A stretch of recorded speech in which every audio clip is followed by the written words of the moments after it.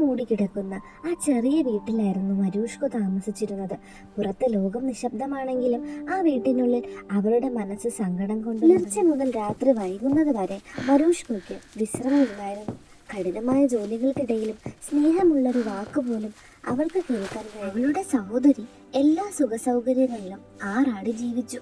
എന്നാൽ മീരയാകട്ടെ തന്റെ സ്വപ്നങ്ങളെല്ലാം ഉള്ളിലൊതുക്കി ആ വീടിന് നിഴലായി ആരും കാണാതെ രാത്രിയുടെ നിശബ്ദതയിൽ അവൾ തന്റെ ചെറിയ ലോകത്തേക്ക് മടങ്ങിപ്പോകും.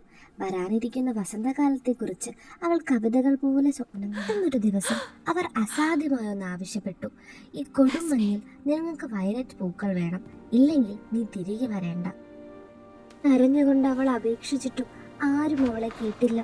കൊട്ടിയടയ്ക്കപ്പെട്ട ആ വാതിലിന് പിന്നിൽ കഠിനമായ മഞ്ഞിലേക്ക് അവളെ തള്ളപ്പെട്ടു. ഇരുണ്ട കാട്ടിലൂടെ നടന്ന് മീര തളർന്നു. മഞ്ഞിൽ പൊതിഞ്ഞ മരങ്ങൾക്കിടയിൽ വഴിയറിയാതെ അവൾ തനിച്ചായി. മരണത്തെ അവൾ അരികിൽ. തണുപ്പ് അവളുടെ എല്ലുകളിലേക്ക് അരിച്ചു കയറി. എങ്കിലും തൻ്റെ ഉള്ളിലെ പ്രത്യാശയുടെ കനൽ കെടാതെ അവൾ കാത്തു സൂക്ഷിച്ചു. എങ്ങോട്ടെന്നില്ലാതെ അവൾ മുന്നോട്ട്. എന്ന ദൂരെ മലമുകളിൽ ഒരു പ്രകാശം അവളുടെ കണ്ണിൽ പെട്ടു. അതൊരു അത്ഭുതം പോലെ മലമുകളിൽ കത്തുന്നു ഒരു വലിയ അഗ്നിയുടെ സുവർണ ശോഭയായിരുന്നു അത്. അതിന്റെ അവസാനത്തെ കരുത്തും സംഭരിച്ച് അവൾ മലമുകളിലേക്ക് നടന്നു. അവിടെ തന്നെ കാത്തിരിക്കുന്നത് എന്താണെന്ന് അവർക്ക് അറിയില്ലായിരുന്നു.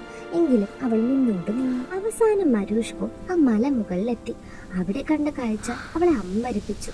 കനത്ത മഞ്ഞിനിടയിൽ ഒരു വലിയ അഗ്നി സുവർണ ശോഭയോടെ കത്തേക്ക് ചുറ്റും 12 പുരുഷന്മാർ ഇരിക്കുന്നുണ്ടായിരുന്നു. മാസങ്ങളുടെ ഭാവമുള്ളവർ. അവൾ വിറയ്ക്കുന്ന കൈകളോടെ ആ അത്ഭുത മനുഷ്യർക്ക് മുന്നിൽ ചെന്നു നിന്നു. കൂട്ടത്തിൽ പ്രായം ചെന്ന ജനുവരി അവളെ ദയോടെ നോക്കി ചോദിച്ചു, മകളെ, ഈ കൊടും തണുപ്പിൽ നീ എന്തിനാണ് ഇവിടെ വന്നത്? കരഞ്ഞുകൊണ്ട് മരൂഷ്ക തന്റെ സങ്കടം പറഞ്ഞു. വയലറ്റ് പൂക്കൾ കൊണ്ടുചെന്നില്ലെങ്കിൽ തന്റെ വീടിന്റെ വാതിൽ എന്നേക്കുമായി അടയ്ക്കുമെന്ന് അവൾ വിവരിച്ചു. അവളുടെ നിഷ്കളങ്കത ജനുവരിയുടെ മനസ്സലിയിച്ചു. അദ്ദേഹം എഴുന്നേറ്റ് തന്റെ മാന്ത്രിക വടി യുവത്വമുള്ള മാർച്ച് മാസത്തിന് കൈമാറി. പുഞ്ചിരിയോടെ മാർച്ച് ആ വടി ആകാശത്തേക്ക് ഉയർത്തി. പെട്ടെന്ന് കാറ്റിലെ തണുപ്പ് മാറി. പ്രത്യാശയുടെ ഒരു പുതിയ ഗന്ധം അന്തരീക്ഷത്തിൽ പടർന്നു.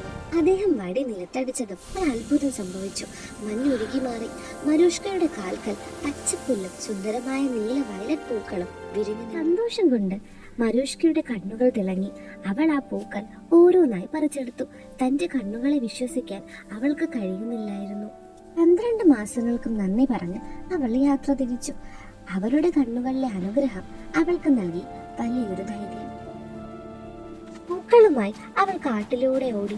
മഞ്ഞുകാലം വീണ്ടും തിരിച്ചു വരുന്നുണ്ടെങ്കിലും അവളുടെ കയ്യിലിരുന്ന വസന്തത്തിന്റെ സുഗന്ധം അവൾക്ക് കൂട്ടിനുണ്ടായിരുന്നു. പൂക്കളുമായി മരൂഷ്ക വീട്ടിലെത്തിയപ്പോൾ അമ്മായി മക്കളും ഞെട്ടിപ്പോയി. മഞ്ഞുകാലത്ത് വസന്തം വിരിഞ്ഞത് അവർക്ക് വിശ്വസിക്കാനായില്ല. സ്നേഹത്തിന് പകരം അത്യാഗ്രഹമാണ് അവരിൽ നിറഞ്ഞത്. മരൂഷ്കയുടെ കയ്യിൽ നിന്നും ആ പൂക്കൾ അവർ ക്രൂരമായി പിടിച്ചു വാങ്ങി. പൂക്കൾ പോരാ, അവർ പറഞ്ഞു, ഇനി മധുരമുള്ള പഴങ്ങൾ വേണം. വീണ്ടും ആ കൊടും മഞ്ഞിലേക്ക് മരൂഷ്കയെ അവർ ആട്ടി ഓടിച്ചു. ഒരിക്കൽ കൂടി മരൂഷ്ക ആ ഇരുണ്ട കാട്ടിലേക്ക് പുറപ്പെട്ടു. എന്നാൽ ഇത്തവണ അവളുടെ ഉള്ളിലെ ഭയത്തിന് പകരം ഒരു സമാധാനമായിരുന്നു. സമ്മാനങ്ങൾ തങ്ങൾക്കും വേണമെന്ന് കരുതി അമ്മായി മകളും കാട്ടിലേക്ക് പുറപ്പെട്ടു. അവർ വഴിതെറ്റി അലയാൻ തുടങ്ങി. അവർ മലമുകളിലെത്തി. 12 മാസങ്ങളോട് അഹങ്കാരത്തോടെ സംസാരിച്ചു. ബഹുമാനമില്ലാതെ അവരുടെ പെരുമാറ്റം ജനുവരിയെ കോപിപ്പിച്ചു. ജനുവരി തന്റെ വടി നിലത്തടിച്ചതോടെ വളരെ മഞ്ഞുകാലം അഹങ്കാരികളായ അവർ ആ മഞ്ഞിൽ നടന്നു. വീട്ടിൽ മരൂഷ്ക അവരെ കാത്തിരുന്നു. പക്ഷെ അവർ വന്നില്ല. ആ വീട് ആദ്യമായി ശാന്തവും സമാധാനവും ഉള്ളതായി അവൾക്ക് തോന്നി. നാളുകൾ കടന്നുപോയി. യഥാർത്ഥ വസന്തം വന്നെത്തി. മരൂഷ്കയുടെ വീടിനു ചുറ്റും മുമ്പെങ്ങുമില്ലാത്ത വിധം പൂക്കളും പഴങ്ങളും വിരിഞ്ഞു. മരൂഷ്ക ഇപ്പോൾ സ്വതന്ത്രയാണ്. പ്രകൃതിയുടെ അനുഗ്രഹത്തോടെ തന്റെ കൊച്ചു തോട്ടത്തിൽ അവൾ സന്തോഷത്തോടെയും സമാധാനത്തോടെയും ജീവിച്ചു.